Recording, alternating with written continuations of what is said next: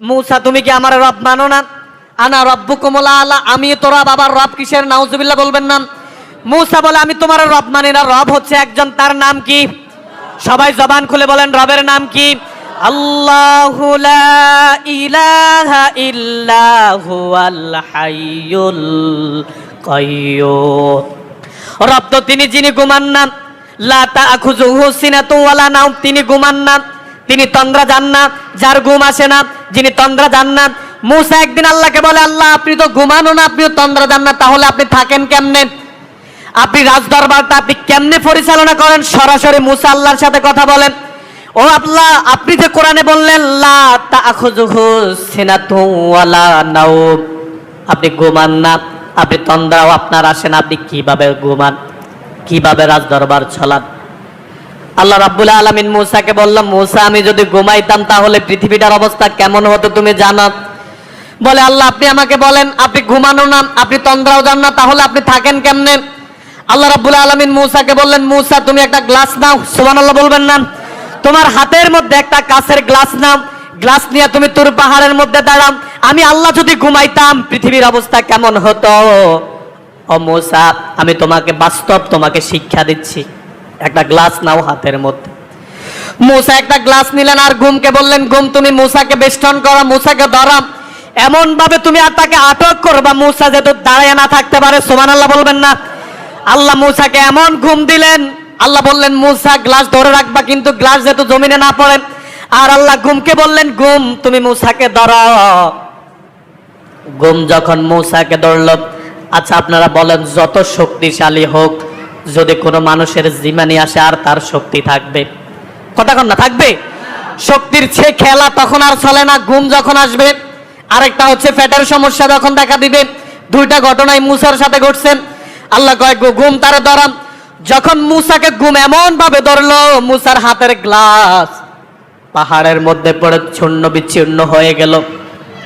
আল্লাহ মুসাকে বললেন, মুসা এবার ওঠো, ঘুম ভাঙবে, এবার ওঠো। ওঠার পর বললেন, মুসা তোমার যে হাতে গ্লাস ছিল ওই গ্লাসটা কই? সুবহানাল্লাহ বলবেন না? মুসা বলে, আল্লাহ আপনি তো আমারে ঘুম দিছেন, ঘুম দেওয়ার পর আমার গ্লাস কই গেছে, আমি কই গেছে আমি তো কিছুই জানি না, সুবহানাল্লাহ বলবেন না?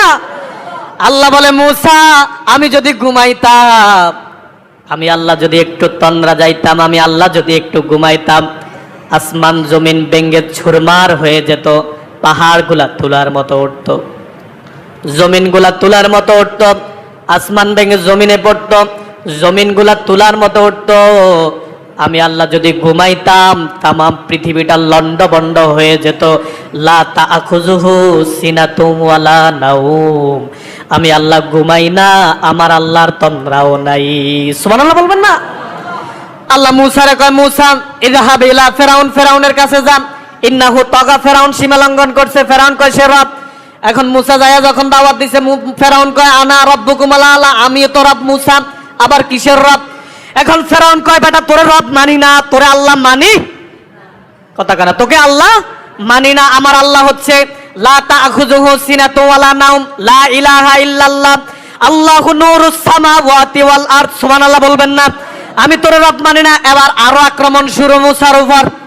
এখন মুসারে কয়, মুসা এতদিন তো ছিলা মিশরে, খুব আরামেই ছিলা, তোমার তো আক্রমণ করি নাই, তোমার তো দৌড়ানিও দেই নাই, তোমার তো খাবারের অভাব দেই নাই, আর তোমারে আমার রাজ্যে থাকতে দেওয়া যাবে না। মুসার অনুসারীদেরকে নিয়ে ফেরাউন যখন তাদেরকে আক্রমণ করলো, অনেক লম্বা ঘটনা। ফেরাউনরা যখন মুসার তার সৈন্যদেরকে নিয়ে আক্রমণ করছেন, আল্লাহ রাব্বুল আলামিন যখন মুসার ফেরাউনের সৈন্যরা মুসাকে যখন আক্রমণ করলো, মুসা তার যারা মুসার উপর ঈমান আনছে তাদেরকে নিয়ে যখন তিনি বাহার সাগরের দিকে রওনা হলেন, পিছে ফেরাউনের সৈন্য, সামনে হচ্ছে সাগর, কত বড় বিপদ। ফেরাউন এখন ফাইলে সবাই তো কোবাবে, সবাই তো হত্যা করবে, সামনে হচ্ছে সাগর, কিভাবে পার হবে? একটু পর আমাদের মৃত্যু। ফেরাউনের রাজ সৈন্যগুলা যখন তাদেরকে আক্রমণ করলো, মুসার সাহাবীগুলা মুসাকে বলল, মুসার তো বাঁচার উপায় নাই, তোমার উপর ঈমান আনার কারণে আর বাঁচার উপায় নাই, সামনে সাগর, পিছনে ফেরাউন, আর বাঁচার উপায় নাই। মুসা তখন বলেন, ভয় নাই, চিন্তা নাই, আমার আল্লাহ তো আছে। সুবহানাল্লাহ বলবেন না? আমার আল্লাহ আছে। আমার আল্লাহ এখনো আমাদেরকে সাগর দিয়া পথ করে দিতে পারেন। সুবহানাল্লাহ বলবেন না? তোমাদের ভয় পাওয়ার কোনো কারণ নাই। মূসা বললেন, আল্লাহ তোমাকে রব মানার কারণে ফেরাউন আক্রমণ করছে, এখন তুমি বাঁচাইবার ছাড়া, তুমি ছাড়া আর বাঁচানোর কেউ নাই। আল্লাহ রাব্বুল আলামিন মূসাকে বললেন, মূসা তোমার হাতে যে লাঠি আছে, তোমার হাতে যে সাওয়ার আছে, ওই সাওয়ার দিয়া তুমি নদীর মধ্যে, সাগরের মধ্যে আঘাত করো। সুবহানাল্লাহ বলবেন না? সাগরের মধ্যে যখন মূসা তার লাঠি দিয়ে আঘাত করলেন, সঙ্গে সঙ্গে 12টা রাস্তা হয়ে গেছে। সুবহানাল্লাহ বলবেন না? মূসা তার সৈন্যদেরকে নিয়ে এক এক গোত্র এক এক রাস্তা দিয়ে রওনা হলেন। ফেরাউন তাদেরকে আক্রমণ করছে। এখন মূসা যখন নদীপথে সাগর দিয়ার রাস্তা করে দিয়েছেন, কে করছে? আল্লাহ যখন তাকে রাস্তা করে দিছে, মূসা তার সৈন্যদেরকে নিয়ে, তার সাহাবাই কেরামকে নিয়ে রওনা দিছেন সাগর পথ দিয়া। ফেরাউন কয়, এত সুন্দর সুযোগ, বাঁচার আর উপায় নাই, তোমাদেরকে আমরা সাগরের মধ্যে হলো আক্রমণ করব। নাউজুবিল্লাহ বলবেন না? এখন ফেরাউনও ঢুকছে সাগরের ভিতর। এখন মূসা যখন এক কিনারায়, ফেরাউন তখন মধ্যখানে। মূসা যখন এক কিনারায়, ফেরাউন তখন মধ্যখানে। আল্লাহ বললেন, ও পানি, তুমি তোমার আগের অবস্থানে ফিরে যাও, যেই অবস্থানে তুমি পূর্বে ছিলা। তখনও যেই অবস্থানে তুমি পূর্বে ছিলাম, মূসা পানিতে আসার আগে যে অবস্থায় ছিল, পানিকে আল্লাহ অর্ডার দিলেন, পানি মিলে গেল, আবার সাগর। সুবহানাল্লাহ বলবেন না? এখন আর ফেরাউন সব সৈন্যবর্ণ নিয়া সাগরের মধ্যে ডুবে হাবুডুবু খায়, শুধু কাব্বায়, বাঁচানোর কেউ তো নাই। এখন সব সৈন্যগুলা গেছে মারা, মূসা তো চলে গেছে কিনারায়। বাঁচাইছে কে মূসারে? সবাই জবান খুলে বলেন, বাঁচাইছে কে? এখন ফেরাউনের সৈন্যগুলা সব সাগরের মধ্যে শেষ, আছে বাকি ফেরাউন। বাকি আছে কে?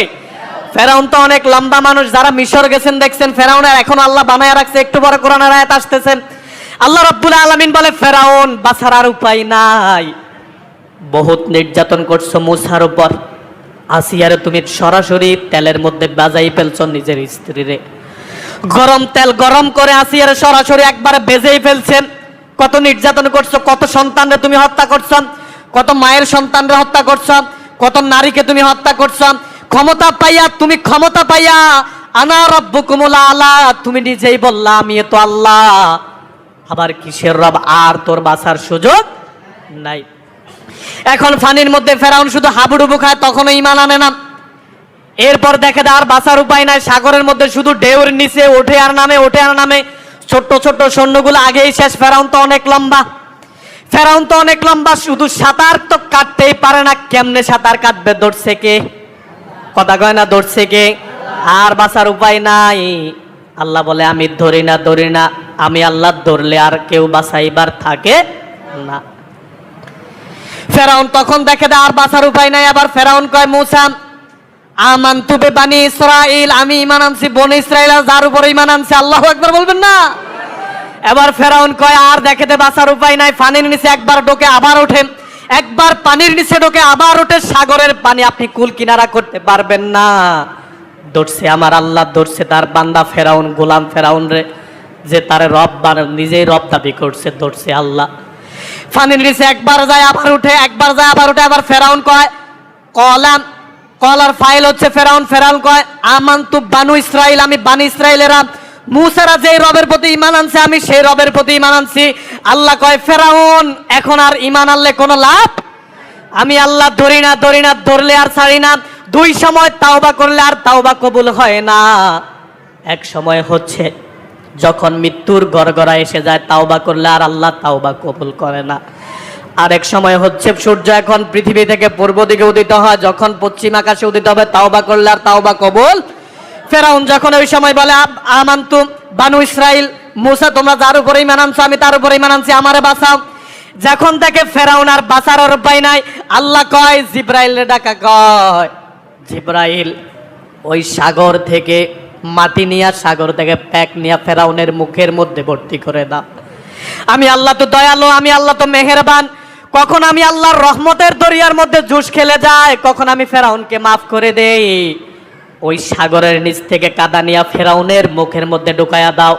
ফেরাউন যেহেতু কথা না বলতে পারে, ওই ফেরাউনকে পানির মধ্যে মিশাইয়া দাও। সুবহানাল্লাহ বলবেন না? ফেরাউনকে আল্লাহ পানির মধ্যে মেরে ফেলছে। এখন রাজ দরবারে কেউ বিশ্বাস করে না, এত বড় ফেরাউন মরে কেমনে? কত বড় ফেরাউন! এই ফেরাউন মরে কেমনে কেউ বিশ্বাস করে না। আল্লাহ রাব্বুল আলামিন বলেন ফালিয়াউমা নুনাজ্জিকা বিবাদানিকা লিতাকুনা লিমান খালফাকা আয়াত। আমি জানি রাজ দরবারে মানুষগুলা ফেরাউন মারা গেছে বিশ্বাস করবে না। আমি আল্লাহ ফানিকে অর্ডার করলাম, ফানি ফেরাউনের শরীরটা নষ্ট করতে পারবি না। আমি মাছকে বললাম, মাছ ফেরাউনের শরীরটাকে খেতে পারবি না। হাঙ্গরে খাই নাই, তিমিয়ে খাই নাই, ডলফিনে খাই নাই, পানিয়ে খাই নাই। নুনাজ্জিকা বিবাদানিকা লিতাকুনা লিমান খালফাকা আয়া। আমি আল্লাহ ওই ফেরাউনের শরীরটাকে অক্ষত অবস্থায় রেখে দিলাম। ওই সাগরের তিমি ফেরাউনকে খায় নাই, সাগরের ডলফিন ফেরাউনকে ধরে নাই, সাগরের পানি ফেরাউনের শরীরকে নষ্ট করে নাই। আলিয়াউমা নুনাজ্জিকা বিবাদানিকা লিতাকুনা লিমান খালফাকা আয়া। যারা ফেরাউনের মতো স্বৈরাচার হবে, যারা ফেরাউনের মতো রাজ্যের মানুষের উপর জুলুম করবে, যারা ফেরাউনের মতো মানুষের উপর অত্যাচার করবে, আমি ওই মানুষগুলার জন্য ফেরাউনকে মোমে বানায়া রেখে দিলাম। নুনাজ্জিকা বিবাদানিকা লিতাকুনা লিমান খালফাকা আয়া। আমি ফেরাউনকে কিয়ামত পর্যন্ত অক্ষত অবস্থায় রেখে দেব। সুবহানাল্লাহ বলেন। তখন ফেরাউনকে পানিতে হাঙ্গরে খায় নাই, তিমিয়ে খায় নাই, ডলফিনে খায় নাই, পানিতে তার শরীর নষ্ট করে নাই। আল্লাহ রাব্বুল আলামিন বললেন দুনিয়ার মধ্যে যত স্বৈরাচারী শাসক আসবি, যারা আল্লাহর বিধান মানবি না, যারা কোরআন মানবি না, ওই ফেরাউন থেকে শিক্ষা নেয়। আমি আল্লাহ